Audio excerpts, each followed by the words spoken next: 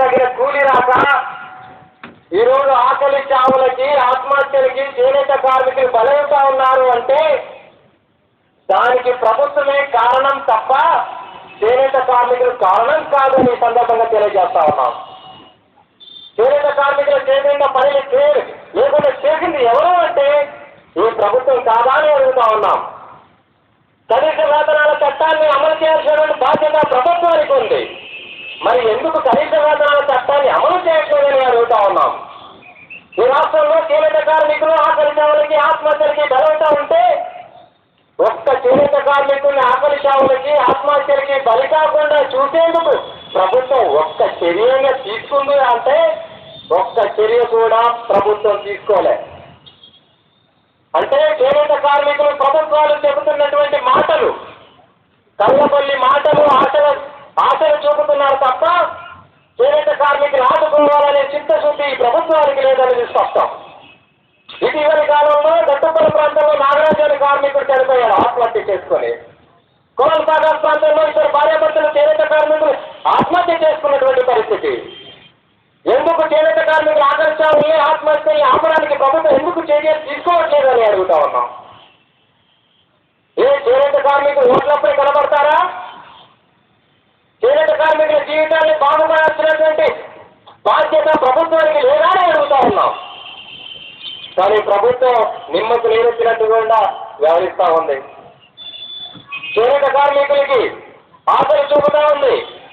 చేనేత సహకార సంఘాల రుణాలు అన్నీ మాఫీ చేస్తామని 2.5 సంవత్సరాల కాలం నుండి చేనేత కార్మికులు ఒక్క రుణమైనా మాఫీ చేశారా? ఎందుకు మాఫీ చేయట్లేదు? 2.5 సంవత్సరాల కాలంగా చేనేత అధ్యయనం పేరుతో కాలయాపన చేస్తూ నేటి వరకు కూడా చేనేత కార్మికుల రుణాలు మాఫీ చేయలేదు ప్రభుత్వం. రోషయ్య గారి కమిటీ అధ్యక్షుడు కానీ చేనేత కార్మికులు సంవత్సరం పొడవునా అధ్యయనం చేసినట్టు చెప్తా ఉన్నారు. కానీ ఎక్కడ అధ్యయనం చేయలేదు. మొన్న ప్రభుత్వం జీవో ప్రకటించింది 2.5 సంవత్సరాల కాలం తర్వాత ప్రభుత్వం. చేనేత కార్మికుల సహకార సంఘాల రుణాలు మాఫీ చేయాలి అంటే మళ్ళీ అధ్యయనం చేయాలి. జిల్లా కలెక్టర్ అధ్యక్షతన డైరెక్టర్ సందర్భ ఆధ్వర్యంలో అధ్యయనం చేయాలి అంటా ఉన్నారు. ప్రభుత్వాన్ని సూటిగా అడుగుతా ఉన్నాం. 2.5 సంవత్సరాల కాలంగా అధ్యయనం చేయలేదా? మళ్ళీ అధ్యయనం చేయాలని ప్రభుత్వం భావిస్తుంది అంటే మరి ఇంతకాలం ఈ ప్రభుత్వం ఏం చేసింది? ఏసీ గదుల్లో నిద్రపోతా ఉండా ఈ రోషయ్య గారు? దీనికి సంబంధించినటువంటి మంత్రి ఏసీ గదుల్లో నిద్రపోతా ఉన్నారా అడుగుతా ఉన్నాను. 2.5 సంవత్సరాల కాలం తర్వాత కూడా ఇంకా అధ్యయనాల పేరుతో కార్మికులు ఎందుకు మోసం చేస్తా ఉన్నారు? దీనికి ప్రభుత్వం వద్ద నుంచి సమాధానం లేనటువంటి పరిస్థితి. రోషయ్య గారు మొత్తంగా బడ్జెట్ చూస్తే ఆయన ఊరుకో కోడి ఇంటికో ఈక వచ్చినటువంటి ఉంటుంది ఆయన బడ్జెట్. ఊరందరికీ ఒక కోడికి వస్తాడు, ఇంటికో ఈక పంపిస్తాడు. అది కడుపు నిండదు, కాలం నిండదు. అలాంటి పరిస్థితి రోషయ్య గారి బడ్జెట్. ఈ 4 సంవత్సరాల కాలంలో చేనేత కార్మికుల యొక్క బడ్జెట్ చూస్తే కేటాయించినటువంటి డబ్బుల్ని కూడా ఖర్చు చేయనటువంటి పరిస్థితి. 2009-10 సంవత్సరానికి ప్రభుత్వం మనకు కేటాయించింది ఎంత అంటే చాలా గొప్పగా చెప్పుకుంటారు రోషయ్య గారు. నేను ఆర్థిక మంత్రిగా ఉన్న తర్వాత ఈ రాష్ట్ర బడ్జెట్ వచ్చిన తర్వాత అత్యధికమైనటువంటి బడ్జెట్ నేను కేటాయించానని చెప్తాడు. 312 కోట్ల రూపాయలు కేటాయించారు. చాలా గొప్పగా ఉంది బడ్జెట్. కానీ రోషయ్య గారు ఎంత ఖర్చు పెట్టారని అడుగుతా ఉన్నాం. 391 కోట్ల రూపాయల్లో 29 కోట్ల రూపాయలు ఖర్చు పెట్టారు రోషయ్య గారు. మన కోసమని కేటాయించిన 391 కోట్ల రూపాయల్లో 29 కోట్లు ఖర్చు పెట్టి మిగతా డబ్బులంతా తన ఖజానాలో ఉంచుకున్నటువంటి రోషయ్య గారు చేనేత కార్మికుల గురించి మాట్లాడడం హాస్యాస్పదం. ఆ 29 కోట్ల రూపాయల్లో కూడా ఆ ప్రభుత్వ యంత్రాంగానికి కావలసింది జీతభత్యాలు 10 కోట్ల రూపాయలు జీతభత్యాలకే పోతుంది. ఇంకా మిగిలింది 19 కోట్ల రూపాయలు. ఈ 12 కోట్ల రూపాయలతో చేనేత కార్మికులు 2 రూపాయలు చొప్పున ఈ రాష్ట్రంలో అందుతుంది తప్ప చేనేత కార్మికులు ఒక్క రోజుకు పిడికెడు అన్నను పెట్టినటువంటి పరిస్థితి ఆ బడ్జెట్ తీరు. రోషే గారి మధ్య ఒక చేనేత కార్మికులు లక్షాధికారులు చేస్తానంటున్నాడు. పావుల వడ్డీకి ₹1,00,000 రుణం ఇస్తానంటున్నాడు. ఒక్క చేనేత కార్మికులు ₹1,00,000 రుణం ఇచ్చావా అని అడుగుతా ఉన్నాం. రోషే గారు చాలా గొప్పగా చెప్తున్నాడు ఈ మధ్యన. నేను గతంలో ₹15,000 పావుల వడ్డీకి ఇవ్వాలి అని నిర్ణయించాం. అది చేనేత కార్మికులకు సరిపోవట్లేదు. ఇప్పుడు ₹1,00,000 చేద్దాం, చేనేత కార్మికుల్ని లక్షాధికారులు చేద్దామన్నాడు. ₹15,000 ఇప్పించలేనటువంటి రోషే గారు, నీవు జీవులు చేసి ₹1,00,000 ఇస్తారు అంటే చేనేత కార్మికులు నమ్ముతారా? ఇది నమ్మాలా? ఒక్క చేనేత కార్మికులు ₹1,00,000 ఇచ్చారో మీ దాంట్లో అడగండి. ఒక్క చేనేత కార్మికులు ₹1,00,000 రుణం ఇవ్వలే. ఆ కాగితాలు, ఆ జీవోలు అన్నీ వాళ్ళ ఏసీ గదుల్లో ఉన్నటువంటి పరిస్థితి తప్ప ఆ జీవోల వల్ల చేనేత కార్మికులకు ఒరిగింది ఏమీ లేదు. ఈరోజు చేనేత కార్మికులు అత్యధికంగా బాధపడుతున్నటువంటి పరిస్థితి ఏంటి? ముడి సరుకులు విపరీతంగా పెరిగాయి. నూలు, పట్టు, రంగు, రసాయనాల ధరలు విపరీతంగా పెరిగినటువంటి పరిస్థితి. ఎందుకు పెరిగాయి? గతంలో ఎందుకు ఈ పట్టు నూలు ధరలు ఎందుకు పెరగలేదు? ఇంత అధికంగా ఎందుకు పెరిగింది అంటే ఈ పట్టు కానీ నూలు కానీ తయారయ్యేటువంటి నూలు మిల్లులన్నింటినీ ప్రభుత్వం తెగరంగింది.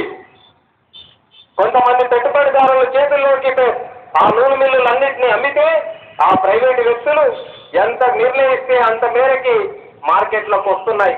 ఈరోజు ఆ నూలు ధరలు పెరగడానికి కారణం ఈ నూలు మిల్లులు అమ్మడమే అవుతుంది. ఇలాంటి ప్రభుత్వం అవలంబిస్తున్నటువంటి విధానాల వల్ల చేనేత కార్మికులు ఆత్మహత్యలకి, ఆకలి చవల వైకి పరిగెడుతూ ఉన్నారు. గత 20-30 సంవత్సరాల క్రితం నేను చేనేత కార్మిక సంఘం కరపత్రాలు చూస్తా ఉన్నాను. గత 20 సంవత్సరాలు 30 సంవత్సరాల క్రితం ఉన్నటువంటి కరపత్రాలన్నీ, పాంప్లెట్స్ అన్ని చూస్తా ఉంటే అప్పుడు చేనేత కార్మికులు డిమాండ్ పెట్టారు. ఏంటి ఆ డిమాండ్ అంటే ₹200 పింఛన్ ఇవ్వండి వృద్ధులకి, వితంతువులకి అని అడిగారు చేనేత కార్మికులు. మరి 20-30 సంవత్సరాల తర్వాత కూడా ఈరోజు ₹200 ఉంది. 20 సంవత్సరాల క్రితం పప్పు ఎంత ధర ఉంది, బియ్యం ఎంత ధర ఉంది, ఈ రోజు ఎంత ధర ఉన్నటువంటి పరిస్థితి. మీరు ఇచ్చే ₹200 చేనేత కార్మికులు 2 పూటల భూమి పెడతాయి తప్ప ఆ నెలంతా సాధైనటువంటి పరిస్థితి. ఈ విధంగా ప్రభుత్వం చేనేత కార్మికులు మోసం చేస్తున్నటువంటి పరిస్థితి. ఈరోజు టెక్స్టైల్ పార్కుల పేరుతో నేను ఒక ఉదాహరణ చెప్తాను. మహబూబ్ నగర్ జిల్లా కొత్తూరు ప్రాంతం 300 కోట్ల రూపాయలు 300 ఎకరాల్లో ఈ టెక్స్టైల్ పార్కుని ప్రభుత్వం ఏర్పాటు చేస్తుంది. ఈ టెక్స్టైల్ పార్కుల్లో ఎటువంటి చట్టాలను అమలు కావు. నీరు ఇస్తున్నారు, వారికి కరెంటు ఇస్తున్నారు, పెట్టుబడి రాయితీ ఇస్తున్నారు, దానికి తగిన మార్కెట్లు ఇస్తా ఉన్నారు. ఈ అన్నిటితో ప్రభుత్వం అక్కడ ఉన్నటువంటి టెక్స్టైల్ పార్కుల యాజమాన్యం మొత్తం ఆ పార్కుల్లో ఉత్పత్తి, చేనేత వస్త్రం ఉత్పత్తి అవుతే ఒక్క టెక్స్టైల్ పార్కులో వస్త్రం ఉత్పత్తి అవుతే సుమారు 7 జిల్లాల్లో చేనేత పరిశ్రమ కానీ, పవర్లు ప్రస్తుతం ఉన్నటువంటి మరమగ్గాలు కానీ ఉండనే ఉండవు. అంత ప్రమాదకరమైనటువంటి టెక్స్టైల్ పార్క్. ఈరోజు పవనం కార్మికులు కూడా ఆత్మహత్యలకి, ఆకలి చావులకి బలవుతా ఉన్నారు. ఎందుకు? సిరిసిల్ల ప్రాంతాల్లో చేనేత కార్మికులు మగ్గాలు వేసే వాళ్ళు లేరు, కానీ అక్కడ పౌర్ణం కార్మికులు అత్యధికంగా 30,000 మంది అక్కడ పౌర్ణం మీద ఆధారపడి బతుకుతా ఉన్నారు. మరి సిరిసిల్ల ప్రాంతంలో ఎందుకు ఆత్మహత్యలు జరుగుతూ ఉన్నాయి అంటే అక్కడ టెక్స్టైల్ పార్కును ప్రభుత్వం స్థాపించింది.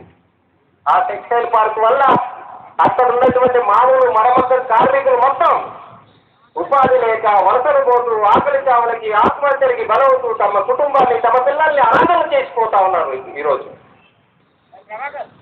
ఇలాంటి పరిస్థితుల్లో ప్రభుత్వం తమ విధానాల్ని మార్చుకోకపోతే చేనేత కార్మికులు, చేనేత పరిశ్రమ సంక్షోభంలో కూరుకుపోయి పూర్తిగా తుదముట్టేటటువంటి ప్రమాదం ఉంది.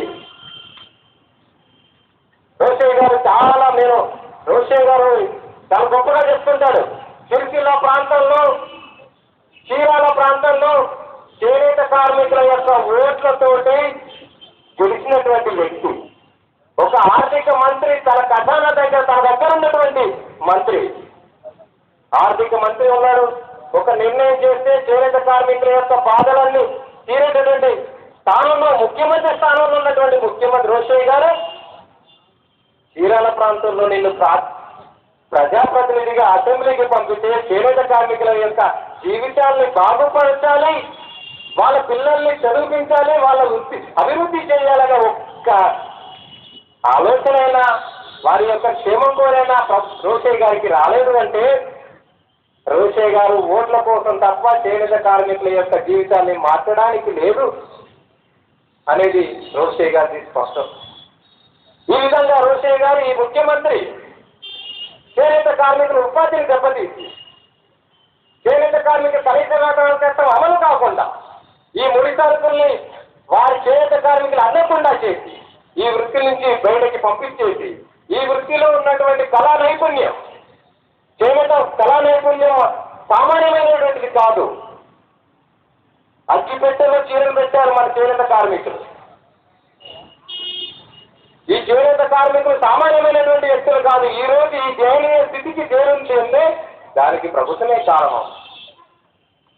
స్వాతంత్రానికి పూర్వం చేనేత కార్మికులు తమ కళా నైపుణ్యంతో